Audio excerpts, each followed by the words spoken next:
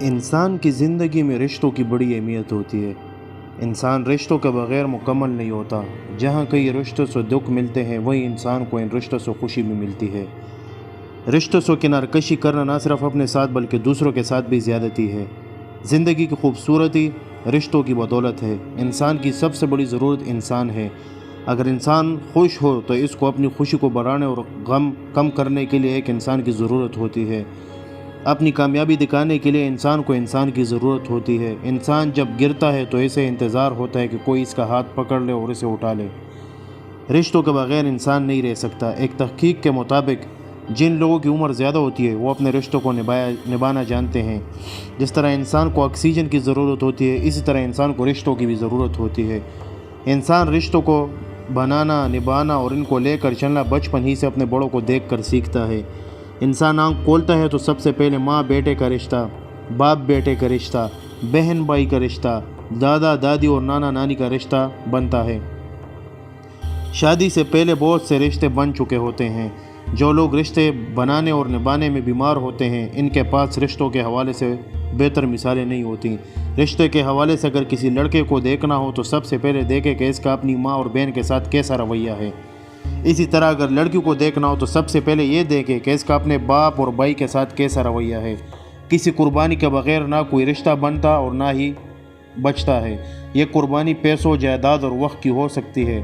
جن لوگوں کے رشتے نہیں بچ پاتے وہ ساری زندگی صرف دو چیزوں کو بتاتے رہتے ہیں جو رشتوں سے زیادہ قیمتی نہیں ہوتے، جس کا احساس انہیں وقت گزرنے کے بعد ہوتا ہے اور پھر ایک دن وہ ان چیزوں کو بھی چھوڑ کر چلے جاتے ہیں۔ اگر مادی چیزوں کے حوالے سے آج معاشرے کو دیکھا جائے تو معلوم ہوگا کہ ماں بیٹے میں جنگ چل رہی ہے، باپ بیٹے میں جنگ چل رہی ہے، بھائی بھائی میں جنگ چل رہی ہے، جائیداد کی خاطر اپنے بھائیوں سے لڑتے رہتے ہیں۔ رشتوں کو جب مادی چیزوں کے ساتھ جوڑا جائے تو پھر رشتوں میں خوبصورتی نہیں رہتی۔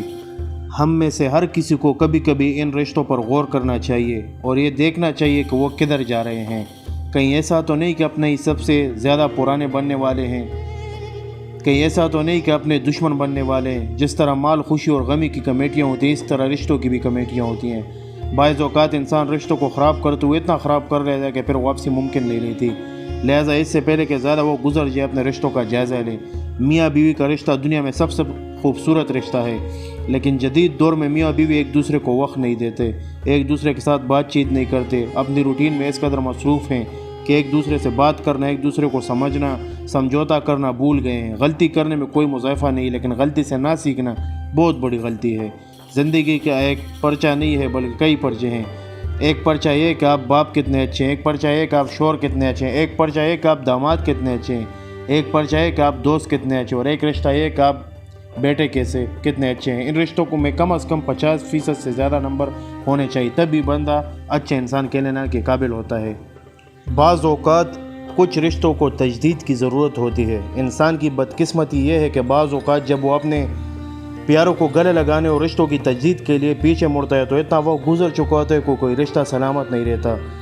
ہمیں والدین کے ہوتے ہوئے انہیں اپنے گلے سے لگانا چاہیے، ان کے ساتھ وقت گزارنا چاہیے۔ ہمیں ازواجی رشتہ ٹوٹنے سے پہلے اس کی تجدید کر لینی چاہیے۔ یہ رشتے انتظار کر رہے ہوتے ہیں کہ کوئی لوٹے اور بتائے کہ میں آپ سے بہت پیار کرتا ہوں، آپ کا احساس کرتا ہوں، آپ کے دکھ تکلیف کو سمجھ سکتا ہوں۔ یہ رشتے ہر کسی کی ضرورت ہیں۔ انسان اپنی کامیابی میں چاہیے جتنا بھی آگے نکل جائے، اگر اس کے رشتے سلامت نہیں ہیں تو اس کو اپنی کامیابی، خوشی، تکلیف کا باعث بن جائے گی۔ لہٰذا کوشش کریں کہ آج ہی اپنے رشتوں کی تجدید کر لیں اور اپنے رشتوں کو اپنے اللہ کی رضا کے لیے نبھائیں۔ اپنے اندر برداشت، تحمل، مزاجی پیدا کریں، ان میں سمجھوتا کرنا سیکھیں۔ دور بیٹا کوئی تو دعائیں دیتا ہے، میں ڈوبتا ہوں سمندر اچھال دیتا ہے۔